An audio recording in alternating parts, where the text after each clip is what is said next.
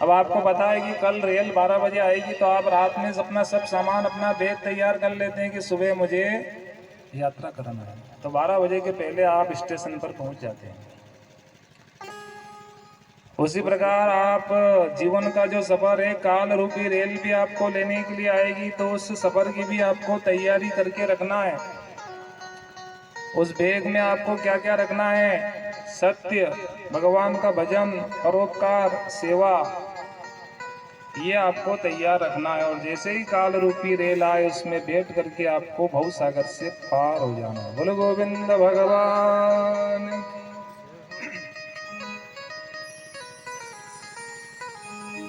तो सुखदेव जी महाराज ने वर्णन किया कि इधर भगवान श्री कृष्ण का रथ, अक्रूर जी महाराज का रथ मथुरा नगरी के बाहर एक बगीचे में विश्राम किया।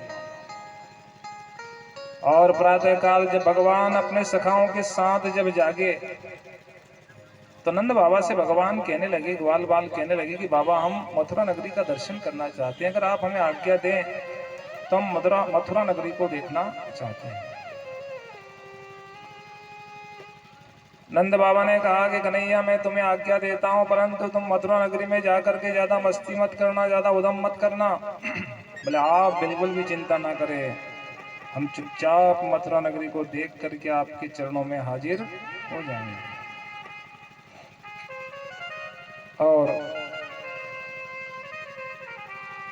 भगवान श्री कृष्ण अपने सखाओं के साथ जब मथुरा नगरी को देखने के लिए निकले, तो मथुरा वासी सब कामकाज छोड़ करके भगवान श्री कृष्ण और बलदेव जी महाराज सभी ग्वाल बालों के दर्शन करने के लिए भीड़ लग गई।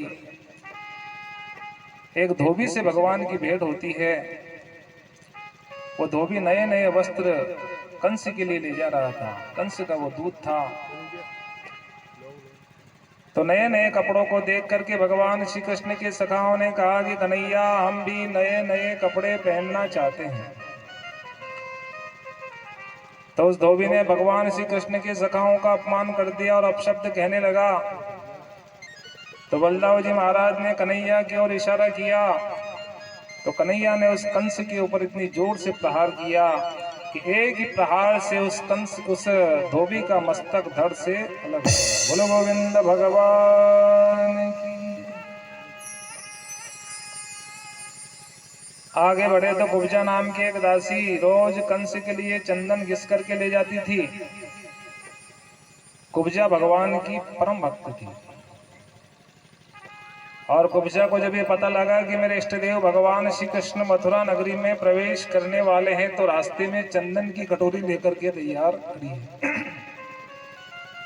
चित्रकूट के घाट पे भाई संतन की भीड़, और तुलसीदास चंदन घिसे तिलक करे रघुवीर।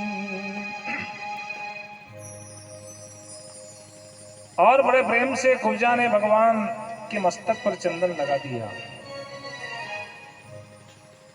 सज्जनों, भगवान को प्राप्त करने का साधन क्या है जिससे भगवान जल्दी हमें मिल जाते हैं?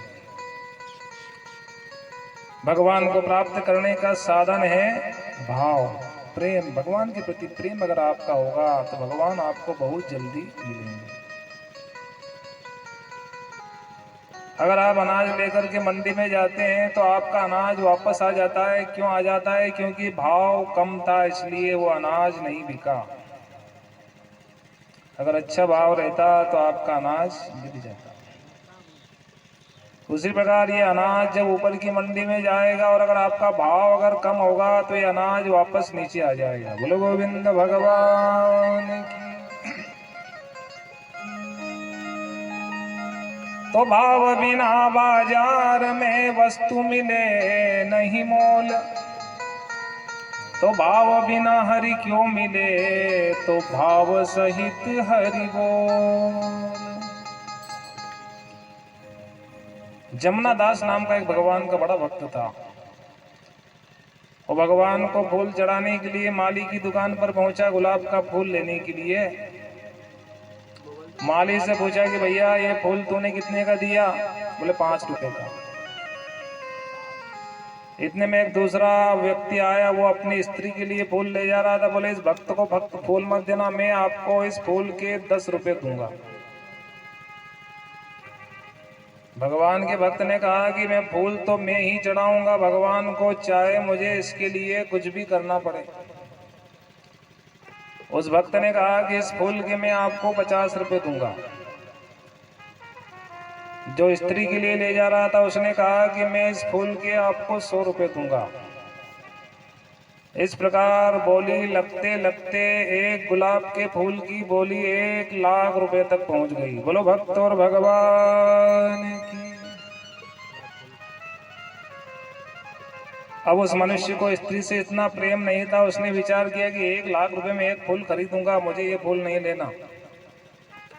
परंतु जो भगवान का भक्त होता है वो कभी अपने वचनों से पीछे नहीं हटता, चाहे उसके लिए उसे कितना भी त्याग करना पड़े। रघुकुल रीति सदा चली आई, प्राण जाय बरु वचन न जाय।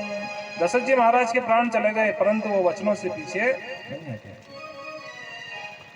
तो 1 लाख रुपए में उस भक्त ने अपनी जमीन जायदाद सब बेच करके 1 लाख रुपए में एक गुलाब का फूल खरीदा और जैसे ही भगवान को चढ़ाया, शंख चक्र गदा पद्मधारी भगवान नारायण प्रकट हो गए। बोलो भक्त और भगवान की। बोले बेटा तेरे इस फूल में इतना वजन है, इतना वजन है कि इस वजन को सहन करने की शक्ति मुझमें नहीं। तो भगत के वश में है भगवान, भक्त बिना यहाँ कुछ भी नहीं है और भक्त है मेरे प्राण। भगत के वश में है भगवान, भगत के वश में है भगवान। तो सुखदेव जी महाराज ने वर्णन किया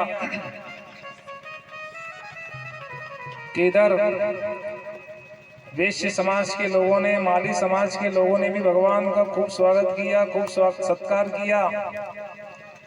भगवान जब बनियों पर प्रसन्न हुए तो भगवान ने बनियों से कहा कि वरदान मांगो, क्या मांगना चाहते हो। तो बनियों ने क्या मांगा कि भगवान अगर आप हमारे ऊपर खुश हो, हमारे ऊपर प्रसन्न हो तो हमें ऐसा वरदान दीजिए कि हमारे घर हमेशा लक्ष्मी मैया निवास करे। बोलो लक्ष्मी मैया। भगवान ने कहा कि जब तप पूजा पाठ, बोले ये आपको नहीं चाहिए, बोले हमारे घर तो लक्ष्मी आना चाहिए। तो वणिक पुत्रम कदापि न मित्रम, बनिए के लड़के से अगर आप दोस्ती करोगे तो वो दोस्ती कब तक रखेगा, जब तक आपके पास पैसा रहेगा। पैसा खत्म तो दोस्ती भी खत्म हो जाएगी। बोलो गोविंद भगवान की। दोस्ती कैसी होना चाहिए? प्रीति करे तो ऐसी कीजिए जैसे लोटा डोर। घड़े की और रस्सी की मित्रता होती है, ऐसी मित्रता मनुष्य को होना चाहिए। प्रीति करे तो ऐसी कीजिए जैसे लोटा डोर, और गलो फसायो आप नोर, पानी पीवे कोई और। पानी तो दोनों खींचते हैं परंतु पानी तीसरा व्यक्ति पी जाता है। तो सज्जनों, दूसरों को सुख दोगे तो आपको सुख मिलेगा, दूसरों को सम्मान दोगे तो आपको सम्मान मिलेगा, दूसरों का अपमान करोगे तो आपका अपमान भी होगा। बोलो गोविंद भगवान। इसलिए हमेशा जीवन में सुख बांटना सीखना चाहिए, दुख किसी को नहीं देना चाहिए। ना तो वाणी से दुख देना, ऐसी वाणी नहीं बोलना कि किसी के दिल को ठेस लग जाए, ये वाणी का पाप होता है। वाणी के पाप कौन कौन से होते हैं? झूठ बोलना, असत्य वचन बोलना, दूसरों की निंदा करना और किसी के मन को ठेस लग जाए ऐसी वाणी बोलना, ये वाणी के पाप हैं।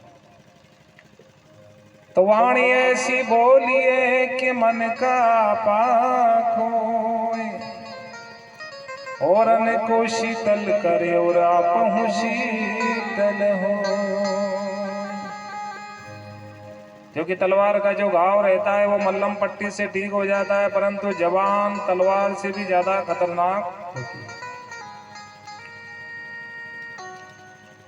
किसी के घर आप जाते हो और किसी ने कुछ कह दिया तो उस बात को आप जीवन भर याद रखोगे कि इसने मेरे साथ मुझे ऐसा कहा था, इसका मैं बदला जरूर लूंगा। आपके मन में बदला लेने की भावना आ जाएगी। तो